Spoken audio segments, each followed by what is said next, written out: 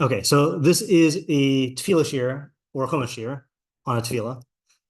And we're only going to focus on Moshe's tefilah for Miriam, but we're going to read the whole story just because it's short and we want context. And the goal, I did not have a particular question in mind. Like, I mean, I guess when you see, well, I'm jumping the gun. I did not have a particular question in mind. So the general goal was to just get as many insights as possible. But I think what we'll do is we'll raise all the questions on it. And I have like certain findings and we'll just see what they answer. Okay. So I'm going to read the story in English until we get to our pasuk. So this is in Bamidbar 12, Behaalosecha. Miriam and Aaron spoke about Moshe regarding the matter of the Cushite woman that he married, for he had married a Cushite woman. It's going to be very tempting to ask lots of questions on all the rest of the story, but we're going to have to keep it like focus on the one pasuk unless the other stuff matters. Okay, they said, was it only to Moshe that Hashem spoke? Didn't he also speak with us? And Hashem heard. And the man Moshe was exceedingly humble, more than any person on the face of the earth. And by the way, this is all one parashah in the Torah, but I just broke it up so we could see the whole thing. Hashem said suddenly to Moshe, to Aaron, and to Miriam, you three, go out to the tent of meeting. That always has like being called to the principal's office vibe. Yeah. And the three of them went out. Hashem descended in a pillar of cloud and stood at the entrance to the tent, and he summoned Aaron and Miriam. The two of them went out. He said, now, hear now my words. If there should be a prophet among you in a vision, shall I, Hashem, make myself known to him? In a dream shall I speak with him? Not so is my servant Moshe. In my entire house, he is the trusted one. Mouth to mouth do I speak with him, in a clear vision and not in riddles. At the image of Hashem does he gaze. Even though we're not going into that, Hashem doesn't have an image, but image of Hashem, like the image from Hashem, whatever. But Moshe doesn't have prophecy images. A lot of questions there. All right. Why did you not fear to speak against my servant, against Moshe? The wrath of Hashem flared up against them, and he left. The cloud had departed from atop the tent, and behold, Miriam was afflicted with saras, like snow. Aaron turned to Miriam, and behold, she was afflicted with saras. Aaron said to Moshe, I beg you, my lord, do not cast a sin upon us, for we have been foolish and we have sinned. Let her not be like a corpse, like one who leaves his mother's womb with half his flesh having been consumed. That's the normal thing you say to someone. All right. And then we get to our pasuk. Vayitzach Moshe el Hashem lemor kel na rifana la. Okay, so we'll leave that. We'll translate that in a few moments. Okay. Hashem said to Moshe, were her father to spit in her face, would she not be humiliated for 7 days? Let her be quarantined outside the camp for 7 days, and then she may be brought in. So Miriam was quarantined outside the camp for 7 days, and the people did not journey until Miriam was brought in. Then the people journeyed from Chatzeros and they camped in the wilderness of Paran. Okay, so first let's translate the pasuk. How would you translate Vayitzach Moshe el Hashem lemor el na rafan Allah? Moshe cried out to Hashem, saying, I guess, Kel God? Yeah. Please heal her, please. Okay, so you fell into the trap. No, okay. So yeah, so this has two nas in it, right? Anyone know the other translation, which happens to be like what all the Mepharshim say? Now? Yeah, now. Okay, which one's now? Second one, yeah. Okay. Yeah, all right. So we'll go into why that is in a little while. All right. So yeah, let's just actually, yeah, let's raise the questions first. Okay, so the first no is also please, or we're gonna do Onklo's the first one we're gonna do. Yeah. Like, I remember like Onklo's tends to like always do it as now, and like no is like that's what you would think. Yeah. Okay, we're gonna do this. Okay, yeah. All right. So what are the questions and problems just on this pasuk, or factoring in what else you need, but with the focus on this pasuk? There's lots. Yeah. Was his tefilah successful? Well, she's yeah. not healed. No, she's not healed now. Oh well, okay. Right. I mean, yeah. Okay. Presumably not. Right. So so I mean, I'll ask it anyway. Was his tefilah successful? Okay, yeah. Next one. Yeah, say like God is like no. He's like he has to go to the right. So wasn't that? Oh, are you asking if like the healing was at the end of the 7 days and like? No, I trust that she was healed. I'm saying right. Right. He said now, right? And Hashem says wait for her. Like there's a response to this. Right. Yeah. Is there any? I'm just missing. Is there any argument to say that his tefilah was answered? Maybe. Yeah. I mean, because she asked not to be like all this terrible stuff, and then only she goes to the camp for 7 days, but she wasn't like flash ripped. What exactly? I forgot what she said. But she was quarantined, right? Yeah, yeah. By the way, what's shot in this whole corpse thing? Yeah, saras, like this is talking about like a stillborn, half-formed fetus, and it's like a nasty looking skin. Yeah, like Voldemort. Yeah, basically. Only that was red, right? This is like white. No, when Harry dies in the 7th book. Uh-huh. Then when when he sees he sees like the Voldemort priest being put in the cauldron in the 7th book. Like that kind of. Okay. Yeah. Sure. Sure. Yeah. That's shot. Okay. Yeah. Yeah. Yeah. That's fine. That's fine. So did that happen to Miriam? You don't read the 7th book yet, so? Oh, I'm so sorry. it's okay. Wait, so, but no, what I'm saying is I'm pretty sure, unless there's something I don't know, that which is totally possible, Aaron is describing her now. Yeah. Not what will happen to her. Meaning, don't let this continue. She has Saras now. Yeah, she has Saras. Yeah. Well, I mean, I think just another question could be: if we say that it wasn't successful, did it change anything? Right. Okay. So I think that's what I was wondering if you were getting at is, like she wasn't healed now, right? She wasn't healed now, but did Moshe's tefilah have any effect? Yeah. Yeah. Fine. Not a question on this pasuk, but rather a question on Aaron's bakasha. Forbidden. Yeah. Go ahead. Right. Kind of weird to me that he like turns to Moshe as opposed to. Okay. Yeah, it's a good question. We're not going to take it up. Yeah. Yeah. Isaiah. Yeah, I have kind of like two questions, I think. Sure. One is, does Moshe not trust that Hashem's going to heal her like when she deserves to be healed? I mean, and two is, so let me slightly modify that question. Okay, so I wouldn't put it in terms of trust, but I would say like, given the, I guess, I don't know, standard duration of Taras, what, I guess, what was Moshe's, I mean, I don't know how to say this. I actually have on the way that you're saying that right now, like, was there a standard duration of Taras? Was this not the first case? Right. It's a good question also whether this is normal Taras or some sort of special case. So I guess could we make, let's put this in terms of like, what was Moshe's perception of or understanding of Miriam's onesh, right? And what was his argument for an alternative? Does that capture your question at all, or is that a different question? Yeah, that makes sense. Okay. Yeah. I had a separate questions. Yeah. Yeah, which is she really sick? Like Rifah?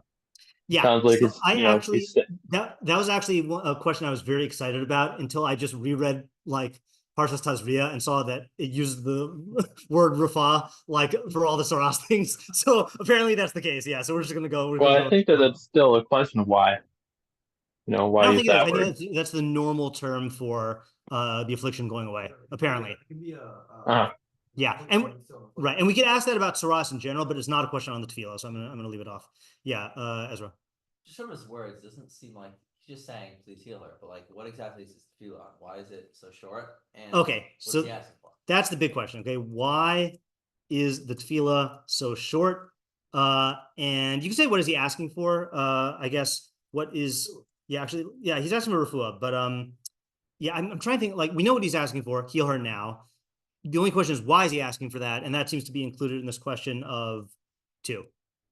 Right, but we know what he's asking for. Heal her now, right? Yeah. Yeah. By the way, just side question, and I was tempted to research this, but I don't think it's relevant. Are you under the impression that Saras hurts? Me neither. I thought it was just an appearance thing. There is a midrash. No, there's a midrash on this, which we're not gonna do. I just want to show it to you just so you can have it in your mind here. It says, Moshe cried out to Hashem, to what is this matter comparable to a strong man who had a collar around his neck? When the collar was removed from him, this is in Devarim Rabbah 6:13. All right, when the collar was removed from him, after some days, he saw the collar placed around another's neck, and he began to cry out. They said to him, why are you crying out? He said to him, do you not know? I know the pain it causes because it was once around my neck. Similarly, Moshe cried out. HaKadosh Baruch Hu said to him, why are you crying out? He said, Master of the universe, I know the pain she's in, for I remember the chain that was around my hand. From where, as it says in Shemos Daled Vav, and behold, his hand was Saras Kashali. I've just never heard of Saras hurting before, but that might be another reason why it's refuah. Is it? I mean, does that have to be? I mean, I guess pshat is that it's pain, not like Yeah, it could be other kind of pain. It's just it's weird. Yeah. Anyway, okay, yeah, fine. I guess I don't know if it's a fair question on Moshe. Yeah. But generally, we define tefilah as shelach parashah, and then Haggadah. Right. And like, I know that like we generally do that because we need to put ourselves in a certain state of mind that Moshe is probably already in. But like in that sense, like what kind of tefilah is this, such that it's not structured that way? Okay, right. So let's just say it's simply just parashah. Right. So I guess let's first ask the just the basic what question, which is what are the structural components of this tefilah? Okay, and then if this is an anomaly, how do we account for that? Okay, because I'm not convinced that that the assessment was necessarily the way that you're saying it, but I think it's a good question though. Yeah, Michael. Similar type of question is how, if this tefilah accomplished something, how exactly did it function? Right. Because A, does someone like Moshe Rabbeinu need tefilah, like just okay, music explain, and then B, yeah, how is that because davening for someone else's work?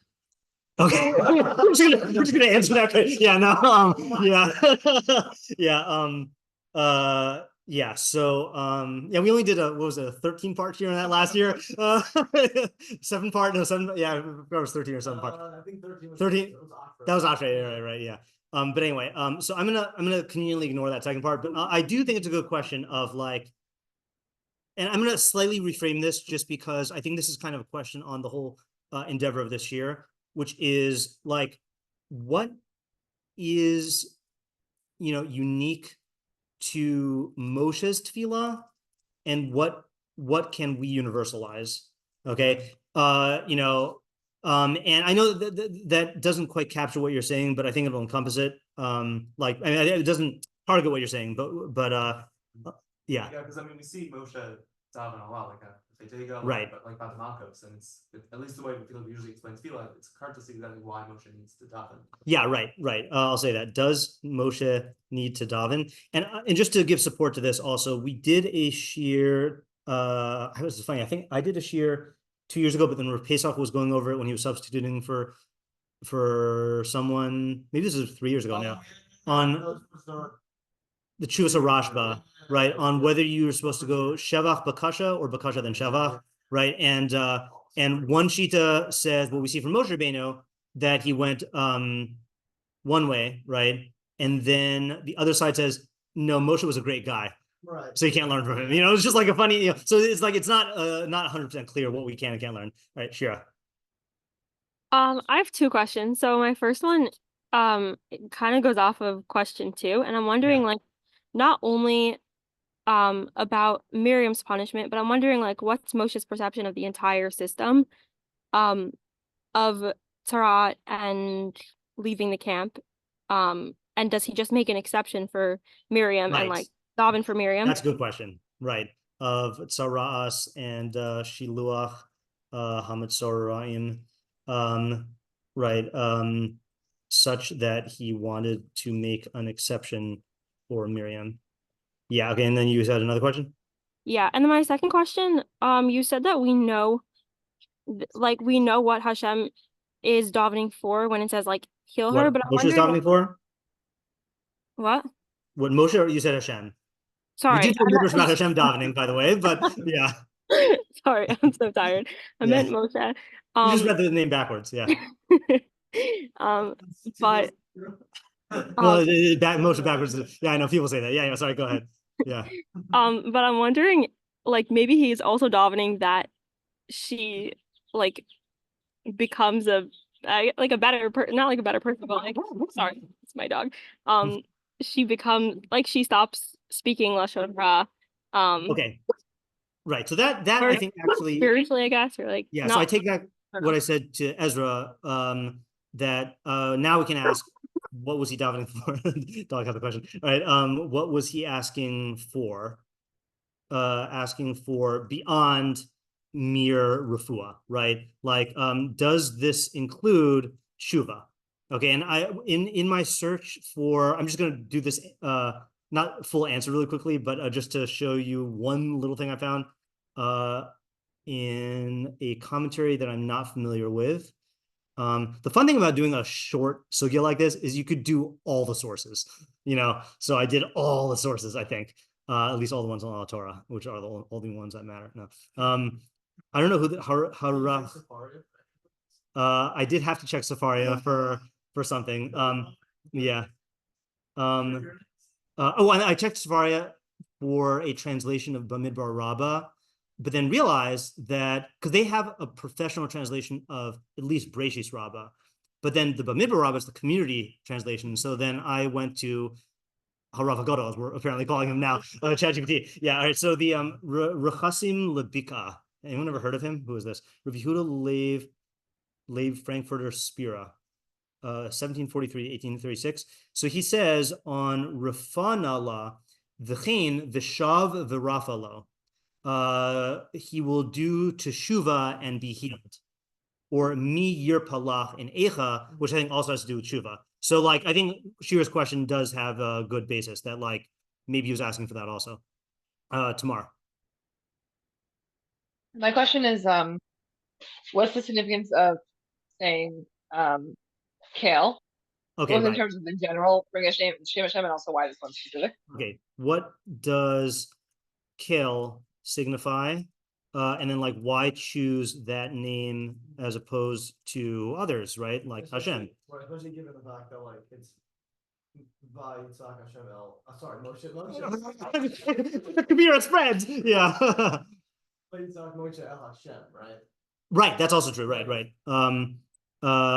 And you know, how do we reconcile this with the fact that the narrator, right, says, I mean, it's Hashem, obviously the narrator, but like, I should capitalize it then. Yeah, narrator says that he called out to Hashem. No, he didn't, right? He called it to Kel.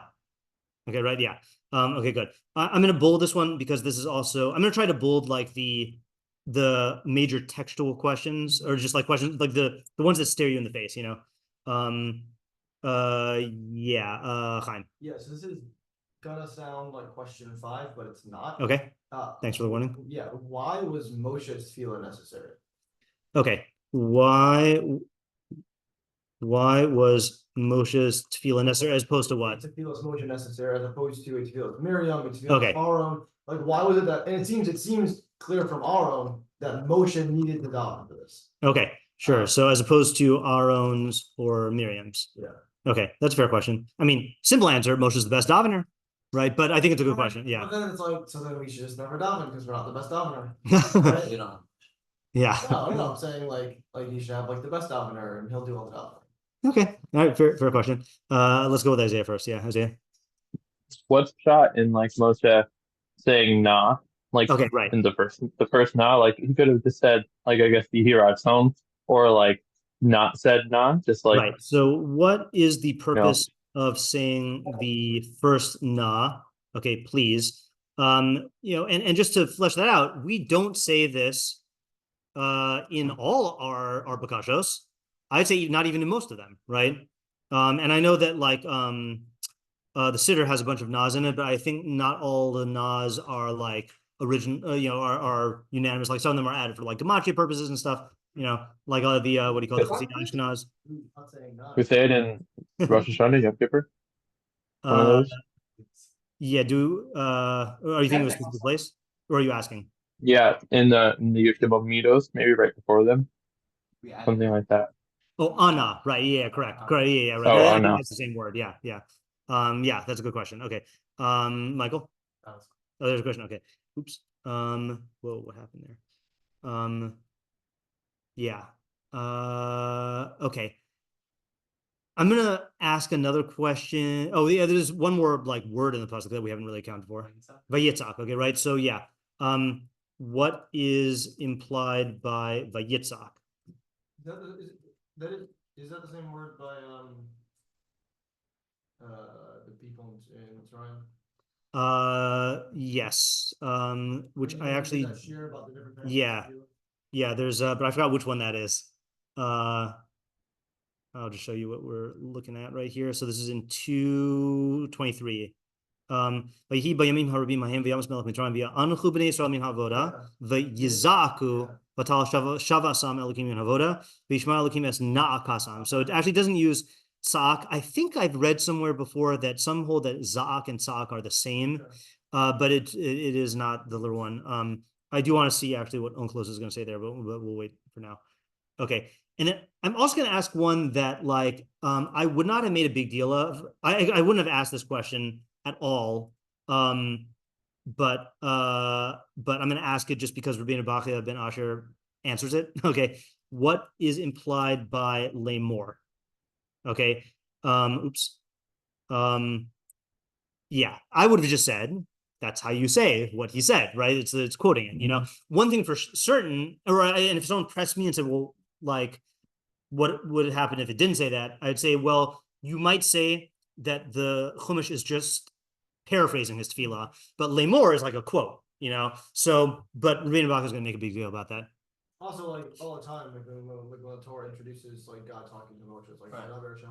Yeah, exactly, right. That seems like it's a pretty right. Seems standard, right? Yeah, and I did not have time to do a search about whether descriptions of tefilah say this, you know, like no, Eschanan wouldn't work there. Can anyone think of a tefilah? I guess kisisa. Let's just look at kisisa really quickly. 28. No. Why am I going to? No, that's in Tatava. 32. Oh, here we go. I just want to see when Moshe first davens. See, it could have just said that, right? Right, as opposed to Vaychal Moshe es pnei Hashem lemor, right?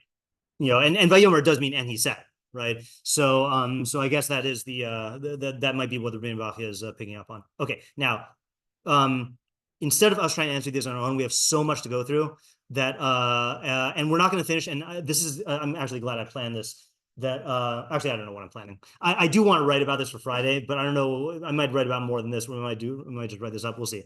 Okay, so first thing, let's look at Targum. Okay, so the Mikra is Vayitzak Moshe el Hashem lemor kelna rafana Allah.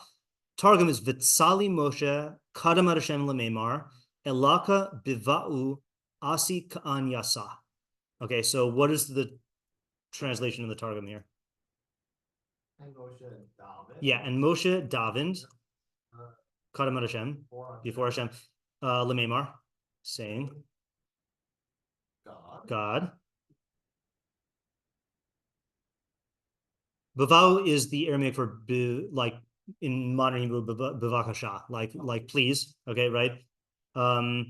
Asi, heel, yeah, that's like asuta, right?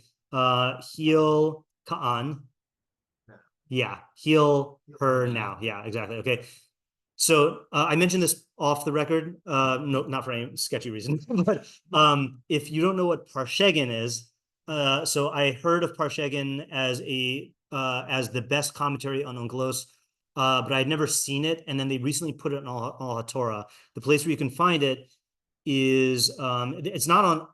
It is on everything, but on all Torah, it's not on everything. So you go to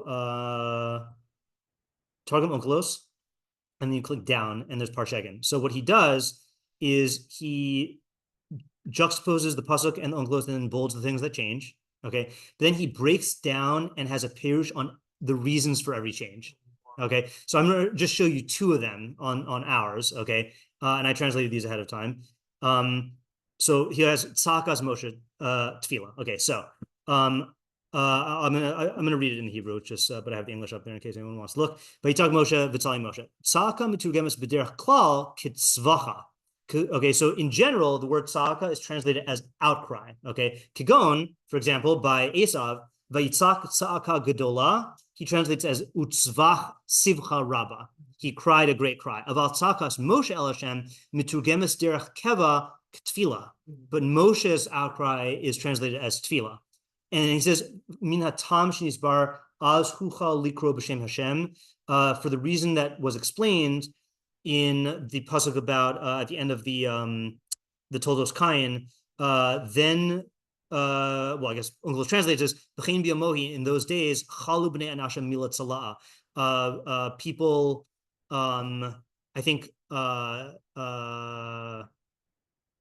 the good way to translate? Chalu, I think he translates as not secularized, but like lashon chilul.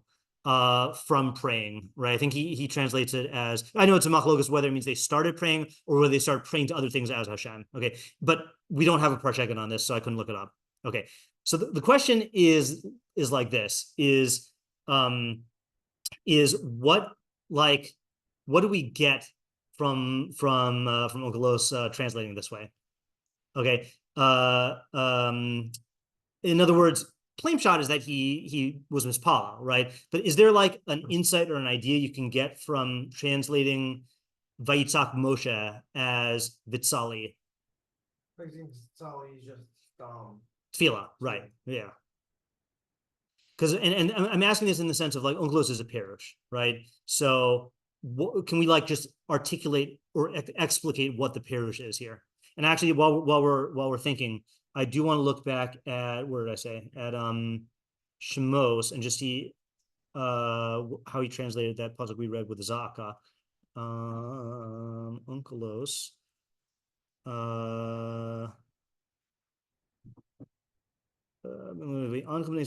Vayizaku. So he just translates it as they cried. Okay, right? Not tefilah. Whereas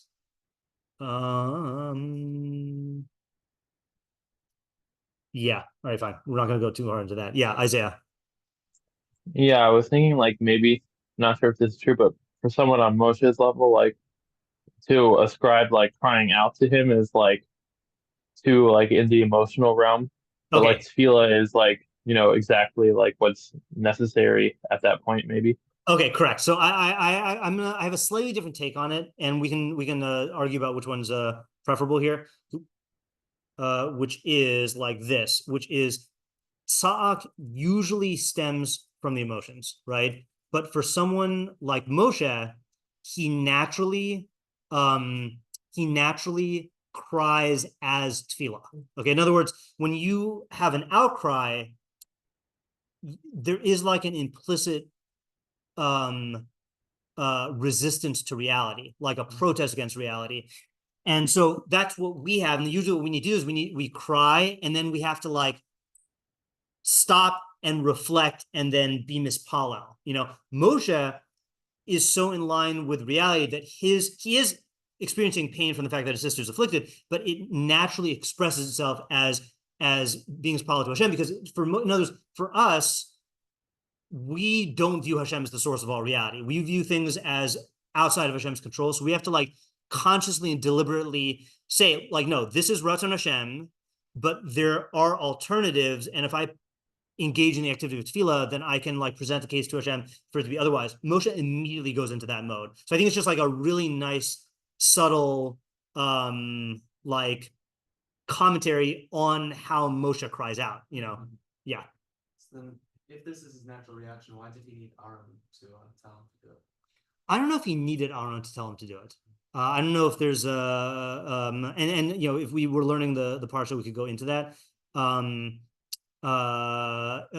way I would say the question, I guess, is what can we infer about the sequencing of Aaron's reaction being before Moshe here? And like, was Moshe persuaded by Aaron to daven or whatever? So it's a legitimate question. Just I don't think we're going to go into it right now. Yeah. Okay. So next, here's another example of the parashah again. Okay. Na kehaftsara biva'u shelo k'baragil. So na is a supplication, in plea, in plea, but not in the usual manner. So I'm just going to read this. Actually, this is not going to make sense in English. The Behaalosecha Librashis Yud Beis Yud Gimel Nizbarki Onklos Tofes as Milas Na Mashmaos Ata. So in Breshis 12:13, apparently he takes na to mean now.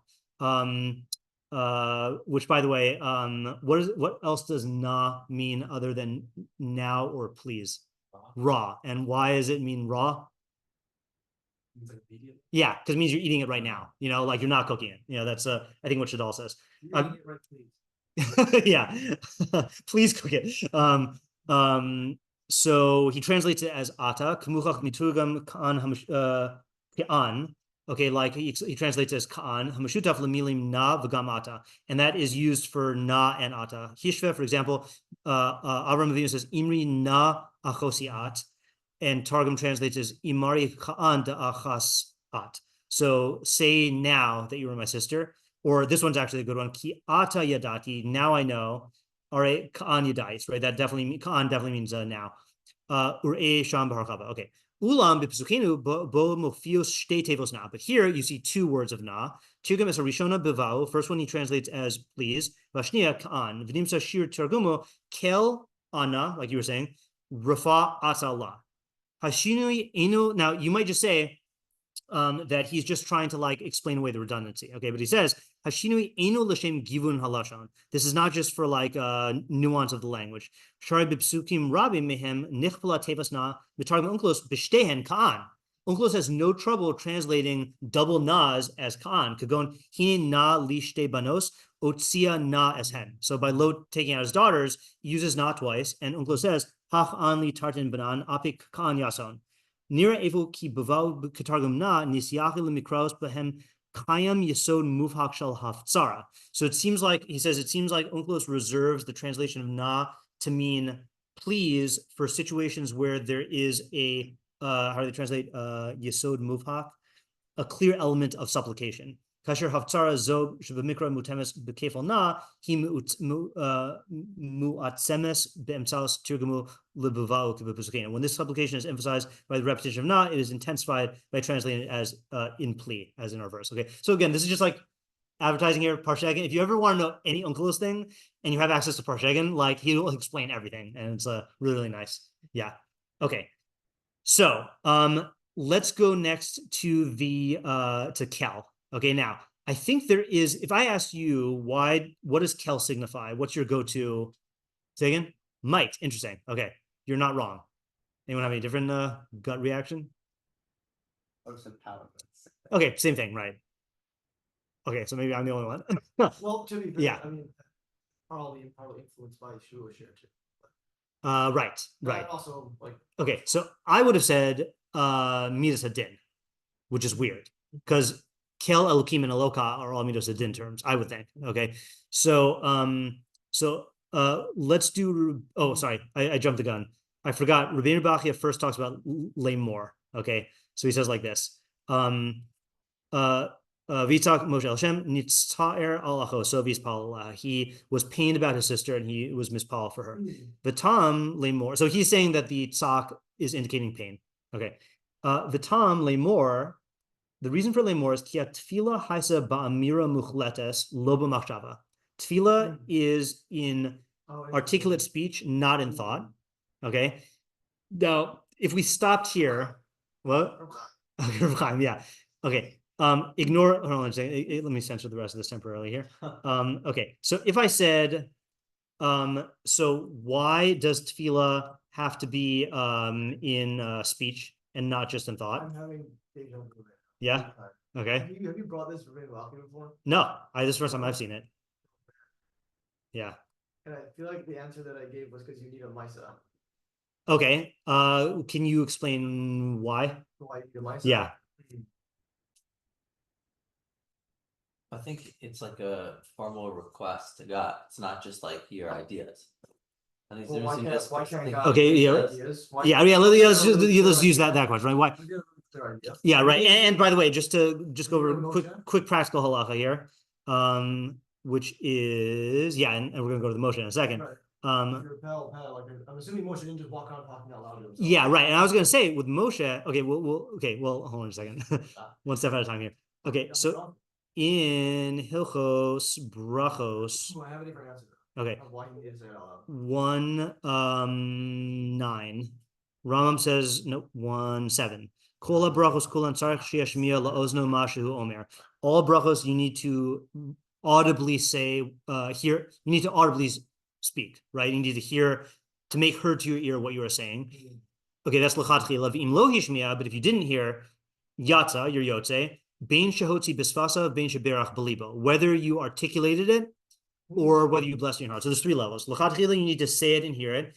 Second level, which is equal to the third, presumably, is let's say like you're on the plane and it's just really loud and you can't hear yourself. Okay, bediav your yotze. Or the only time I've ever done this was when I got all 4 wisdom teeth taken out. And so I think for that day, I just had too much gauze in my mouth. So I think I had to, it's the most awkward, weird experience to sit there with your sitter and you like thinking through every word. Like, it's just very strange. I think they also give that eitzah if you're in a makom, certain places where you're in a makom where you can't be mispala, but not in all places. So it can't be, maybe it's with brachos. Yeah, right. Anyway, so you see that b'diavad, at least with brachos, right, you are yotze. Now maybe because already for tefilah it's different. Okay, so but what were you going to say though about the question was why is tefilah, right? Yeah, why I tefilah, was gonna right? say in this case it would be different, but that wouldn't answer that question. I was gonna say for this case you could say that he wanted to make it clear to Aaron and Miriam like what he was doing. Okay, so we actually are going to see two mafarshim who say that. Okay, but standard answer, standard YBT answer. Why do you have to say it? Okay, but why? Because it's a mitzvah. Yeah, right. Let's say pre-halacha. Are you asking why should I need a mitzvah? Yeah. You mean as opposed to thought, just like what you did when you had your wisdom? Yeah, right. To like concretize. Yeah, exactly, right. Okay, so articulating it, and we don't need to go into the psychology, or I guess verbalizing it, right? Verbalizing it makes it more real to you. Okay, more real to you. Okay, well, now more real, like I would argue, not even just to you. Okay, right, but let's say no one else is there. Okay, right. But now you can ask, okay, does Moshe really need this? Okay, and I would argue, like, if I think you said this, is if he can have nevuah peh el peh, which one must assume is a higher level of involvement of the mind than tefilah. I don't think he needed to say his nevuah out loud, right? Certainly, like tefilah. Okay. All right, so now you need a Maisa, but let's see how Rבינו Bachya says this, okay? He says, V'zehu shamru razal hamispal tzarach shiachtoch b'sfasav. Chazal say someone who davens needs to articulate it with his lips, which, by the way, PSA, I don't know why I've encountered so many people who think that when you're saying bakashos in your Shemona Esrei, you can just think them. I've heard, okay, yeah, every time I've maybe more in high school I've heard this. I have heard some Yeshiva guys say this. You're saying when you're not saying the bracha and you're like yeah. We put your personal bakashos in there, right? Like people. Yeah, that I've definitely done with that. Okay, yeah, right. In other words, like we all know that you can say Yihi Ratzon. Yeah, not all the 13 middle blessings. Yeah. No, but like we all know that you can insert the name of a chole in your tefilah, right? But I've had people ask me like, do you actually have to say it? And like, why would you think it's any different? Like, of course you have to say it, So unless someone shows me differently, like I think you have to say it. Okay. Anyway, but then look what he says. V'tam hachituch, the reason for the articulation or the enunciation is kadeshi it's tairu haosios beruach piv shel adam bekol v'ruach v'dibur, so that the letters are formed by man's breath with sound, breath, and speech. V'ta'ale hatfila mitzuyeres beruach lefanav yis'aleh. And the prayer ascends formed in the breath before the exalted one. Clearly he's saying that you need that Maisa. Yeah, right. So he is saying you need a Maisa, but the question is, right, but the question is like it sounds like he's saying, sorry, it sounds like we're being, one second here. So Rבינו Bachya says you need a Maisa. Okay, right? Okay. The question is like what does that mean? Okay, right? And sounds like he's saying a very like elaborate and involved thing. Yeah, exactly, right? Yeah. It sounds very Kabbalistic. It does sound Kabbalistic, and we're going to give him the benefit of the doubt and assume that this idea is not Kabbalistic, because what does Rבינו Bachya do when it is Kabbalistic? He says it, right? He is the one, I don't know who invented this, but that whole Pardes system, right? Pshat, Drush, Rem, Sod, he uses that in his thing. Like he'll say like the Kabbalistic stuff, usually. Okay, yeah. Okay, so what is it? Kol Ruach V'dibur. Okay. Yeah. Okay, so the question is like, what is this? What is he getting at here? Heart, yeah. All right, yeah. Okay, yeah. Cool. Right. Okay, so what is the yeah? What do you think he's saying here? And it's funny because you said it sounds metaphysical, yeah, but it also sounds physical, right? Yeah, right. Sounds Kabbalistic. Yeah, right. But I'm saying given. Yeah. I mean, this is what I said before. Like maybe you can't leave it like vague. Like you have a very clear idea of what you're asking for, and if it's just in your mind, you can just let it say as like a thought, where you don't have to put it into sort of like concrete words.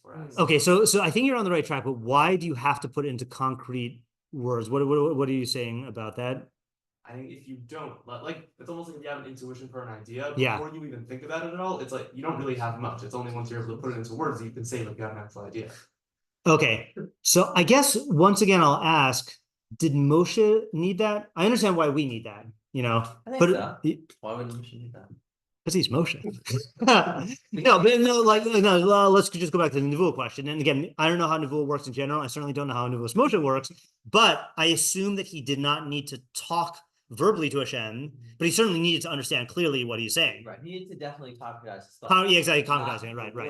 Right. And I can't imagine that tefilah needs a higher level of concretization than Nevuah. I mean, maybe it does. Maybe it does. Could you make the argument that when like with tefilah, you're coming up with your own idea, so to speak. So maybe you need, like, whereas with Nevuah, Hashem's giving you. Wait, but this is two-way Nevuah though. Like I'm talking yeah. Well, I feel like just looking at approach like all the Moshe questions. Yeah. You could argue this is one of the questions before is that like maybe he's giving a paradigm of tefilah that like we can learn from. Like maybe Moshe didn't actually need to, aside from halachic might of like you need a Misa, right? Yeah. But something that we would need. Yeah. So not Moshe, we can't just like have clear thoughts of like this is what I want. Right. Okay, so I'm gonna reject that idea, and then I'm gonna go later on, and we'll see that there is an extreme basis for that idea. Okay, but I'm gonna reject it by saying what Ken said to me when I proposed this idea to him, which is that like I don't think Moshe was doing all this meta tefilah stuff to like teach us lessons, But the Torah's purpose is to teach us lessons. The Torah's purpose is that, right? So I would argue that Moshe was doing what the Torah would want him to do. Okay, yeah. But Moshe knew that. Yeah. I'm saying, okay, yeah. I mean, to be fair, to slug up my answer, there's many times in the Torah where the Torah goes, and he said in his heart, Yeah, right. So the Torah could have just done that and told us that, like, this is Moshe, this is how. Right, and I'm saying, no, it's not a good answer. Never mind. Yeah. Okay. So I'm going to reject it on the basis of really. Okay, but then we are going to see that like I think there's a good basis for your answer, but it's going to come from a different source. Is that the long short? Yeah. Okay. Yeah. I'm thinking about that also. Okay. Yeah. Okay. So I'll just give you because we have a lot of ideas and not a lot of time, and I didn't fully work this out, but I'll tell you what I associated to. Okay. Cain and Hevel. Okay. So Cain, so Cain and Hevel brought korbanos. No, but Vayhi miketz yamim. It was at the end of the season or whatever. We have a Cain mipri hadma mincha Hashem. Cain brought from the fruits of the earth a tribute to Hashem. The Hevel hevi gamhu miporos tzano milchavehen, and Hevel also brought from the firstborns of his flock and their kidney fats. Vayisha Hashem el Hevel ve'el minchaso ve'el Cain ve'el minchaso lo sha'a. So Hashem turned to favorably to Hevel and to his mincha, and to Cain and his mincha he did not turn. Now, what's the classic answer about why he accepted Hevel's and rejected Cain's? He rejected Cain's. Yeah, because it wasn't the best. Because it wasn't the best, right? Because it says he brought mi pri hadama, so Rashi says min hagarua, from the inferior. Okay, right? So, but the thing is it does not say Stam that he rejected, he turned favorably to Hevel's korban and not to Cain's. It says he turned to where did it go? Vayisha Hashem el Hevel ve'el minchaso. He turned to Hevel and to his mincha, and to Cain and to his mincha he did not turn. Now, this is my pshat. Okay, I don't think it's a crazy pshat, but there's two things. Okay, there is your kavana, and then there's the entity of the korban that you bring, or the maaseh avoda that you do. Okay, and you can have a case where your intention is good, but the ma'aseh that you do is not good. And I think the most familiar one that we do all the time is forgetting to say Ya'aleh V'yavo on Rosh Chodesh. Okay, right? So you can have a like the highest level of tefilah, okay, and you're yote d'oraisa, but as an entity of tefilah, you do not satisfy the obligations, the requirements, and therefore the tefilah you produced is not valid, Or same thing with the korban is you could have like perfect kavana and like there's a mum in it or something like that you didn't know about or whatever, So I think same thing here that, and again, I don't know how far I can take this, but I think the answer here is like this: is that tefilah is avoda. It's not just an act of self-perfection, okay? So you need to produce a valid, pristine, I don't know what other word than pristine you want to use, like quality, entity of tefilah, okay? And this relates to something that I brought up in the chat, which I'll just say here because we also learned this out from here, which is a halacha, and this is a whole other sugya, but since we don't have time anyway, I'll just read it. The Gemara in Brachos Daf Lamed Daled Amud Aleph says, Amar Rabbi Yaakov, Amar Rav Chisda, Kol ha'mavakesh rachmim al chavera ein tzarich lahaskir shema. Shenemar kel na rafan Allah v'lo kamad kar shema de Miriam. So anyone who asks for mercy on his friend in terms of like refuah, you don't need to mention his name. Okay, as it says, he didn't mention Miriam's name. Now, I think all the poskim say that this is davka when you're in their presence. Okay, so the Aruch says, when you ask for rachmim on the chola. Oh, actually, let me just preface this with a question that I was responding to in the chat. So earlier in the year, Oren asked the question of why do we like mention a person's full Hebrew name, like when we daven, and like what if you don't know their name, and like people have all these like things. So this I think answers it.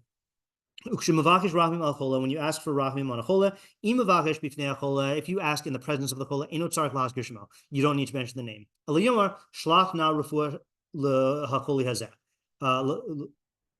Send refuah to this for this illness. Okay.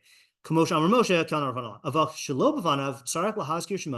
not in front of him, you need to mention his name, v'shem aviv o shem imo, and the name of his father or mother. It's interesting. I don't know if it was a different, he doesn't even mention the minhag to say the mother's name, which is what we do, right? So I don't know if it wasn't a minhag then, and this is like only a recent thing, because usually he brings out all the minhagim, But why though? Levarer b'tfilaso ami mavakish rachmim, to clarify in the tefillah on whom you were asking mercy, ki ha-tefillah tzarich lios berura, because the tefillah needs to be clear. Now, does that mean that God won't be able to ID the right person if like you don't say the name? Obviously not. And does it mean that you're not thinking of the right person? No, obviously not, right? You know who you're talking about. But I'm saying that tefilah is an act of petitioning the king, and just like when you petition an actual king, you have to take care in formulating the petition in the most perfected way possible. So too, when you formulate tefilos, you need to formulate in the most perfected way possible. So for a chole, it means formally mentioning the name, if you know the name. And what I'm arguing here is that as a human being who is comprised of, I'll speak Kabbalistically for you, a nefesh and a guf,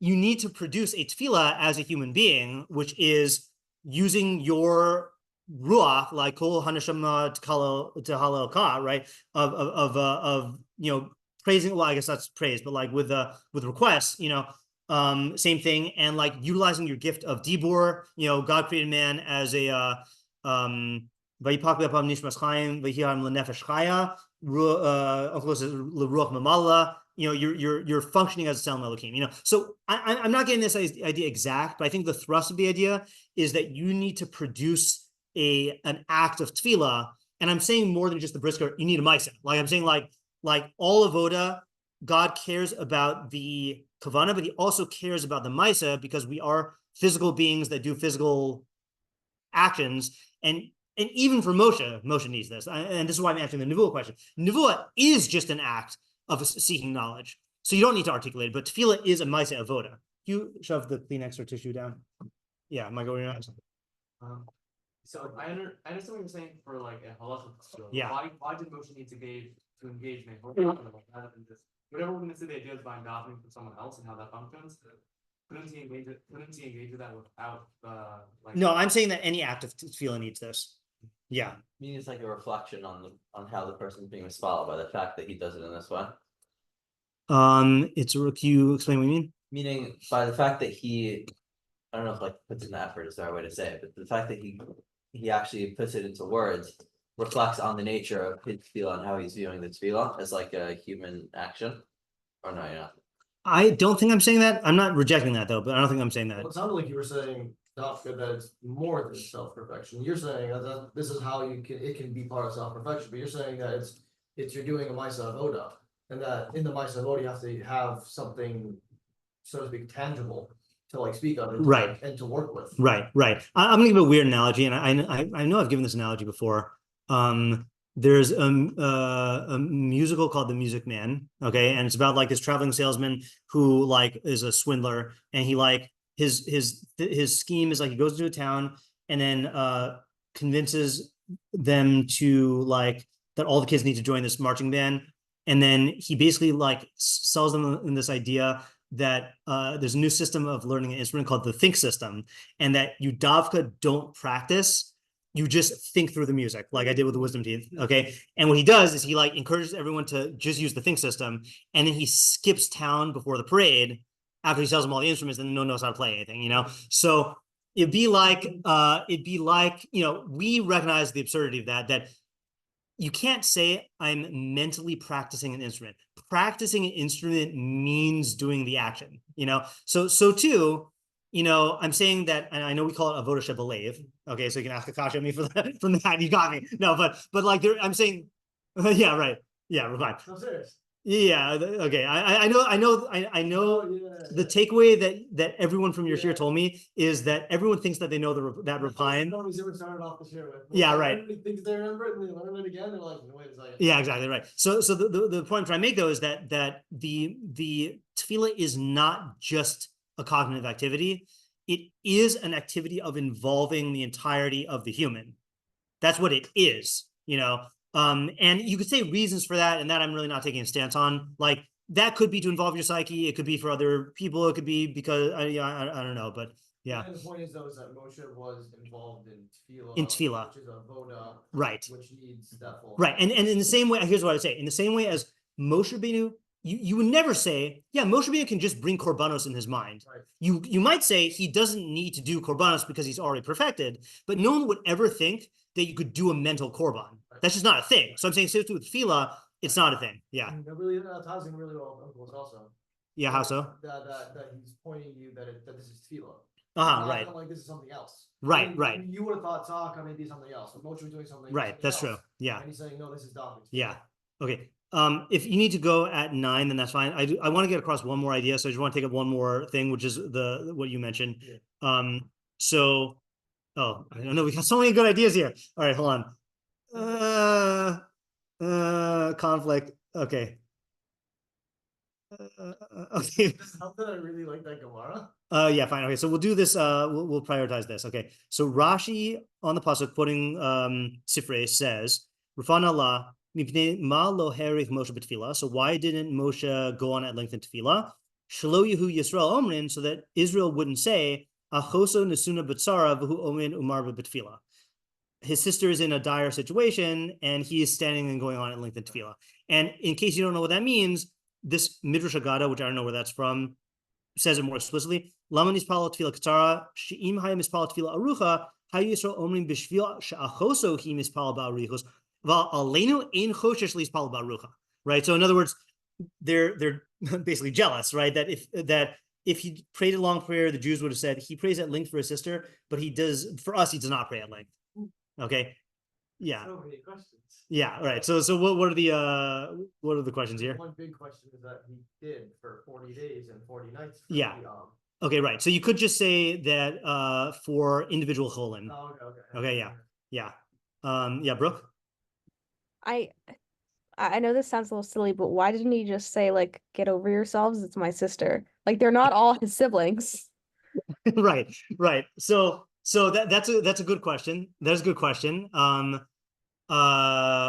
didn't he just explain himself? So let's just say, for the purposes of this analysis, that the author of the Midrash is assuming that would not have helped. Okay, meaning that they're still going to have this complaint. Let's just assume that for the I know, time. but yeah, part of being a leader is teaching hard lessons sometimes. Yeah, he taught some hard lessons in Sefer Bamidbar. Yeah. So I don't think it's legitimate to say that, because the tefilah has to be like a rational argument, and it's nothing more rational about she being Moshe's sister than anyone else. Right. Like, it's not like she's more deserving because she's Moshe's sister. So why would he daven longer for her? Okay, yeah. So the weird thing about Rashi here is that, so I think this is what you're saying, is that this. Oh, hold on a second. Wait. Or it means the opposite of what you're saying. According to Rashi, in an ideal world, would Moshe's tefilah have been long or short? I guess long. Long, okay, right? But he's shortening it because of this concern. Right. Okay, right. So now say what you're saying again. Right. So I'm saying that it doesn't make sense for him to do anything different because she's his sister. But at the same time, it could be he thought the proper thing is to go on for a long time here. Right. Reasons other than that they're siblings. Right. And just he realized that the Jews would not be happy if he did. Right. Okay, right, correct. Right. What's the I just have a question on the Rashi versus Midrash. Are those saying the same idea? They seem like different ideas to me. One is saying that like he shouldn't be taking such a long time on his sister, and the other one is saying if he prayed long for his sister, then they would be like, he doesn't do that for us. It seems like two different. Maybe it's different. I think it's the same thing though, is that Moshe would have done a long tefilah, but because of the Jews saying stuff. Yeah, and it could be you could come up with like 10 things that they would say, Yeah. Yeah, Michael. What would have been different with a long tefilah? Would have been more successful, or right? Presumably, yes. Right. Given the fact that it was seemingly successful, yeah. And the fact that Moshe did it, doesn't that show that it wasn't necessary?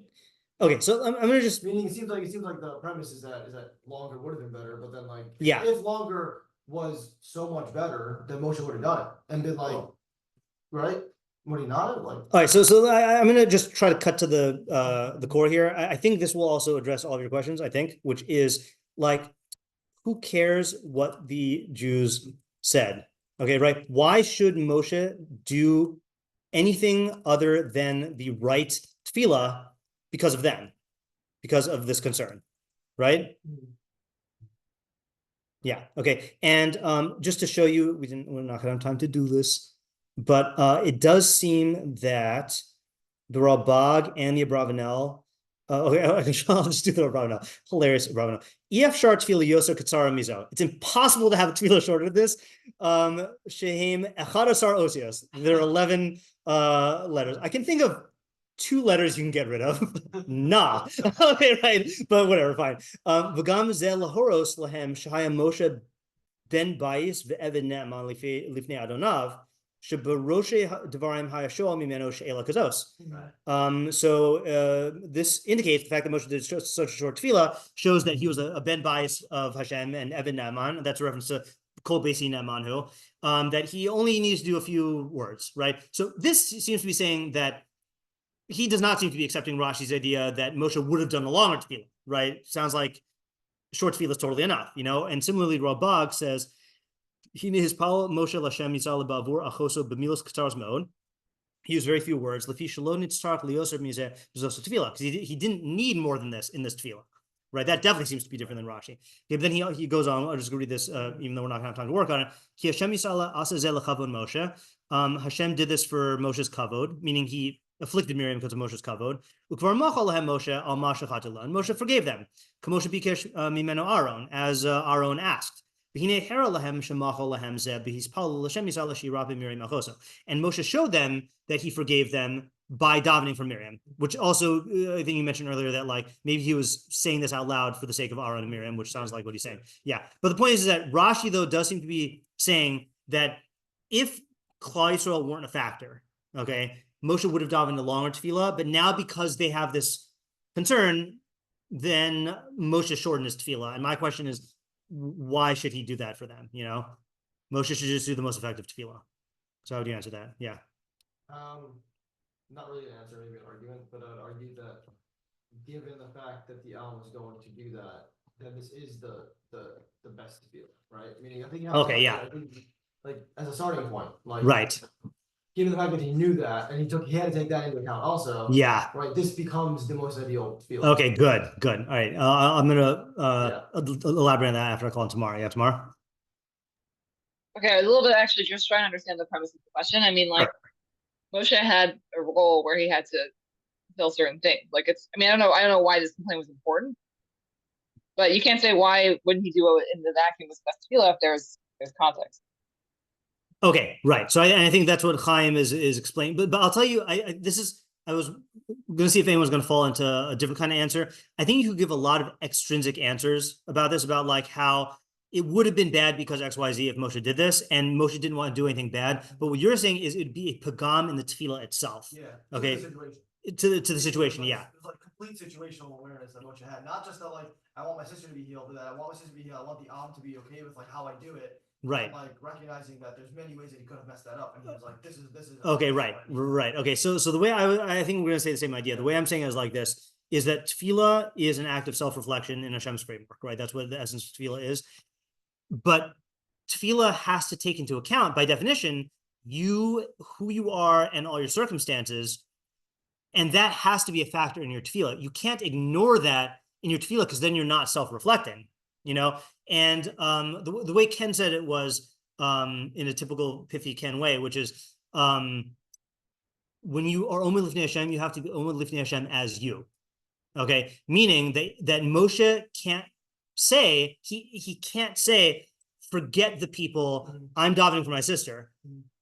That's not who you are. You are the brother of Miriam, but you are also the manhig of Klal Yisrael, and they're going to say this, and it's going to affect their perception. So you have to take that into account. And if your tefilah were to cause harm in the situation, it would not be a proper tefilah. Like it's analogous to, but not the same as mitzvah haba ba'avera. And I'm not saying that in a deep halachic way. I'm saying like if you did a mitzvah that was involved an act that like is detrimental to your perfection, like that's not what mitzvahs are, No, which is Torah timing. Yeah, exactly. Yeah, right. Right. So an interesting raya to this idea is that, and I think this is the Gemara that you're talking about. Okay, there's a funny Gemara, like haha funny. Yeah. Okay, so brachos lamed daled aleph. I thought that the okay. Yeah. Tan Rabbanan, Ma'aseh b'Talmid Echad shiur lifnei Teva b'ifnei Rabbi Eliezer. So there's a Talmid who went to go daven for the Amud in front of Rabbi Eliezer. He went on at length. Amru lo Talmidav. So Rabbi Eliezer's Talmidim said to him, Revino, kama archan huzeh. This guy's a long davener. Okay. Amr lahem, and he said, Klum marach yosem Moshe Revino. Is anyone daven longer than Moshe? Dichsiv be is arbaim hayom es arbaim halayla. Moshe davened 40 days and 40 nights. Right? If you're waiting until he's done to get out of shul, you're gonna be dead. Okay.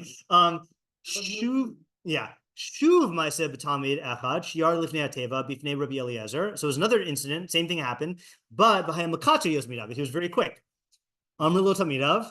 A student said, "Kama katrin huzeh." This guy's a shorty, right? He's a what do you call it? A speedster, sure. Amar lahem, he said, Klum makatzer yosmi Moshe Revino. Was anyone shorter than Moshe? Dichsiv kel nar fanala. And then the Gemara doesn't say anything. Right. Okay, right. So there's this question of like, what are you supposed to get out of this? And there is another version of this in Mechilta Rabbi Yishmael, which it actually says that they mocked him. Amar lo Talmidav Rebbe Reisa Ploni Shekitza b'Berchosov v'Hayu Maligim alav. They mocked him. V'Omrin Talmid Chachamim Katron huzeh. Okay, right. Yeah. Oh, wow. Yeah, right, fine. So, yeah. So the question is like, what do you get out of this? What's the limud, Oh. Yeah? That there's a time and place for every type of tefilah? Oh, sorry, yes. So it's funny. I said that also, and then I saw that at the end, it actually says that in the middle of Rabbi Yishmael overtly. Shneimar Shaya Omer Yesha Lakatzer V'Yesha Lahari. There's a time to be short and a time to be long. Now, I think you can say an idea there, which is that, I mean, I'm not going to point fingers at any person who I've ever seen in any shul. It seems like there are people who hold davka that a long tefilah is better, right? Intrinsically. Now, I can't see into their mind, so I don't know for sure, and maybe there are people who think the opposite, right? But tefilah, there is no one fixed thing. Like certain times, there's a time to be mekatzer, there's a time to go on at length, okay? However, the Meiri says something different, okay? And I think that sheds light on our sugya. So he says like this. Yachid, this is on the Gemara there. Yachid hamis pal umarach b'tefilas u'mekatzer rashai. So if you're a yachid and you're davening, you could either go long or short. Ve'in lanu b'arichuso or b'kitsuro klal acher shemis pal tefilah kavua. As long as you're davening the tefilah kavua, then that's fine. Im herei harbe harei b'Moshe Rabbeinu. Nemar he's so either way you're emulating Moshe. Okay, but he says Ella shemikol malcham. Roilo lematzea es hadrachim. You should try to go for moderation or for balance.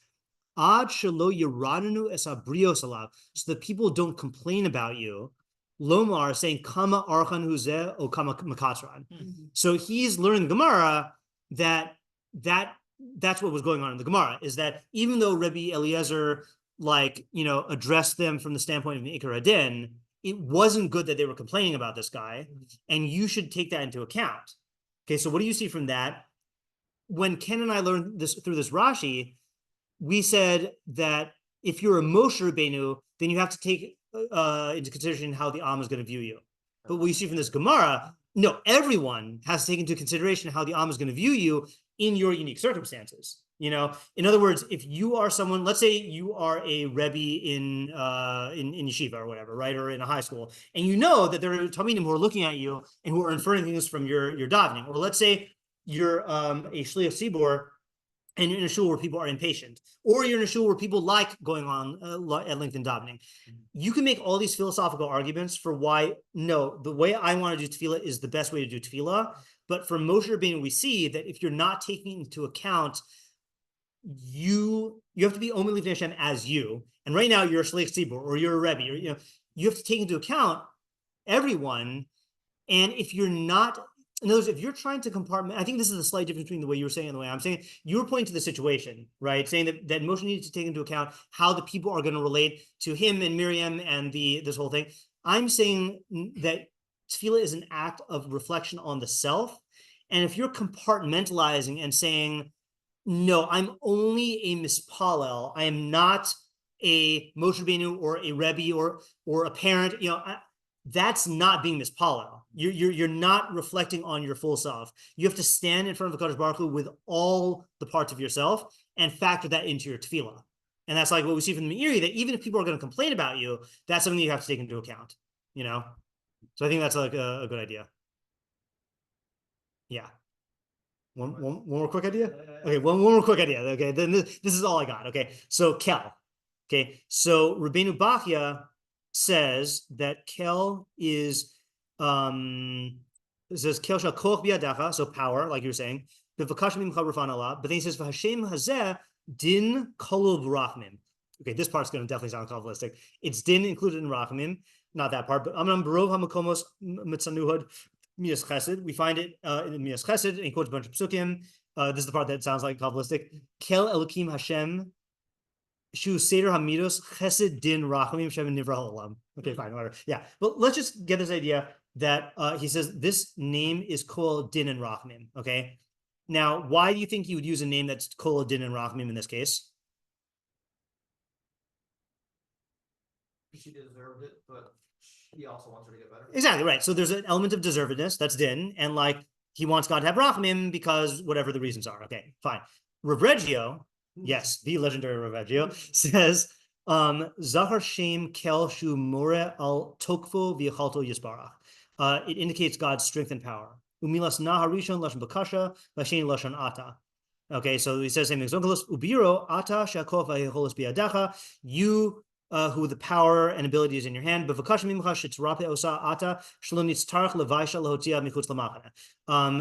Please heal her now, to not embarrass her by sending her out of the camp. So that also explains why he's saying now, because he's concerned about her kavod. Okay. That's then was not successful, right?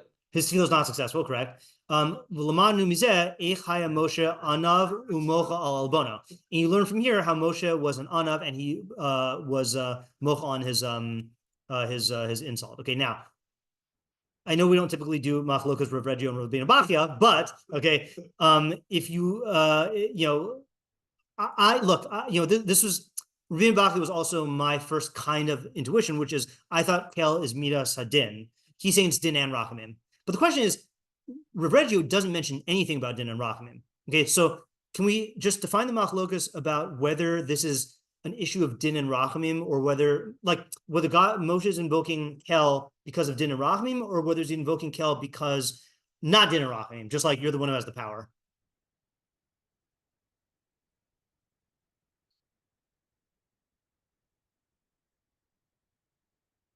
Was it part of the tefilah, or is it just addressing the person you're being responsible? No, sorry, the God who you're being responsible to. Is it part of the tefilah, or is it? If it's part of the tefilah, you're going to reflect. You're going to mention the din and the rachamim, meaning that's specifically like part of your request. But if you're addressing God, so then okay, he's on. All right, so I can see that. So I actually will use that to comment on Chaim's earlier question about this is just bakasha. So I think you see from the shot of both of these, which I think you're going to say something different, but kel is shava, right? And that's just an interesting thing that we often lose sight of, unless maybe you went to a shavua shiur about this, but like that I think we ordinarily think of shevach as, let's say, like if I want to praise you, I'd say Ezra is such a great guy, right? So I say your name and then I say something about you. But with God, all the terms we use about God, except arguably the Shem HaMeforash, arguably, okay, all of them are intrinsically shevach, right? Because they have meaning about God, right? So kel is shevach, but maybe what you're saying now is the kel, are we interpreting it as part of the bakasha or not? Right? Meaning Ravregio is saying it's the shevach. Right. And Revina Bachia is saying that it's part of the bakasha. Yeah. I hear that approach. Yeah. I have a slightly different answer, and it's not my answer actually. This is I think all Eliana Katzman. So Eliana said that she came with the idea, we developed it together, is that according to Ravregio, Moshe did not need to invoke din and rachamim. Now, can you think of an argument for why Moshe thought he did not need to invoke din and rachamim at all? I mean, he didn't need to use meaning we use din and rachamim because we have imperfect, vastly imperfect knowledge of God. But he has a level of knowledge of God where he doesn't need to compartmentalize God. Okay, so that's an answer. Okay, yeah, no, okay. That is an answer that is near and dear to me. On the other hand, Moshe said the Yud Gimel Midos HaRachamim, which is yeah, right, yeah. Which was right. So I'll tell you what we came up with, and we could always talk about it later, and then we'll stop. Is that Moshe? I actually got this from the Ralbag. Ralbag said that he was showing them through the tefilah that he had forgiven them. So another like this, Moshe viewed this. This is the premise from the Ralbag. Hashem did this for the kavod of Moshe. So I think you could say that according to Ravregio, Moshe thought that this is just a matter of his kavod, not a matter of chait and objective din and rachamim. So if Moshe is mochel, then you don't need to talk about din and rachamim, which is a framework about Miriam doing a chait, klape, Shemaya or something like that, But according to Revina Bachia, Moshe is factoring in that Miriam did a chait that is in the realm of God's din and rachamim. In other words, like this: if you insult me, okay, and I forgive you, I don't need to invoke make an argument of God's rachamim and din about you. It's my kavod. I can be mochel if I want. And so the only thing is invoking koach, because God is the one who gave her tzaras, and he's the one who could take it away. In other words, it'd be like, for example, if Moshe is mispala for rain, okay, in a vacuum, not rain vacuum because it's not going to fall, but in a vacuum, meaning not with Klal Yisrael, in a state. That's not a din rachamim thing. That's just God is the cause of rain, and I am asking God to make it rain. right? So this is also just like a natural phenomenon, and Moshe is viewing it as though it's in his control, or his not control, but it's up to him because it's about his kavod. Yeah. I guess the only thing I don't understand about that is because seemingly the chait that we would ascribe it to would be like lashon hara. Classically, yes. Yeah, classically, yes. Yeah, right. Right then, I mean, it's true that you could categorize that as like behaalosecha, right? Right. But at the same time, like it is also even behaalosecha is also a chait against God, right? Right. I mean, even if Moshe doesn't care. Right. Even if Moshe is like, you can hug on me however you want, like you're still like. Right. So that's why I am relying on the Ralbag, right? That God only gave Miriam tzaras because of kavod Moshe. So then, okay. Right. So then I guess it's a question of how to understand that. Right. Like, why not give her tzaras because she does spoke Hashanah? Okay, right, fine. There's other ways to learn this, right? Now, the reason why I keep on saying Moshe perceived is because, and this requires going to the whole sugya, which we can't do, is from God's response, it seems like God did say that this is something that needs to be addressed outside of Moshe's kavod. Now, it could be because their lashon hara did have implications about nevuos Moshe. It could be because of showing that God is medakdek with tzaddikim kechut asara. It could be many other factors, but evidently it was not in directly Moshe's control. But I do think just if in terms of this one step, like the main move I'm making is why would Moshe not invoke din and rachamim? Because this is not a matter of din and rachamim. It's a matter of his own personal kavod. But according to Rבינו Bachya, he is thinking in terms of din and rachamim, and that's why he invoked a din and rachamim name. Yeah. And then just so I'm reading Unclose right, he says Elokah. Is that just Cal? Yeah, that's just. I think that's just. I think it's just Cal. Actually, I don't know for sure. Yeah. Okay, so there's a lot more ideas here, and we didn't answer all of the questions, but maybe there'll be next year's Behaalosecha. Yeah, or this Friday Substack. We'll see. Yeah. Okay. Very interesting thing, and I think this is I think it's just a good. Well, I'm going to put peer pressure on her, and she's not going to hear it because she's not listening to the shiur. So Jesse's next book, and she's been working on this for a while now, is she wants to write a book analyzing every tefilah in Chumash. Okay, so I think this is a good example of how rich one tefilah can be, and how even things that you think are unique to Moshe, you can get universal principles that apply to us also. Yeah. Okay. Thanks for coming. Yeah. Thanks so much. Yeah. Thanks. I'm so excited to give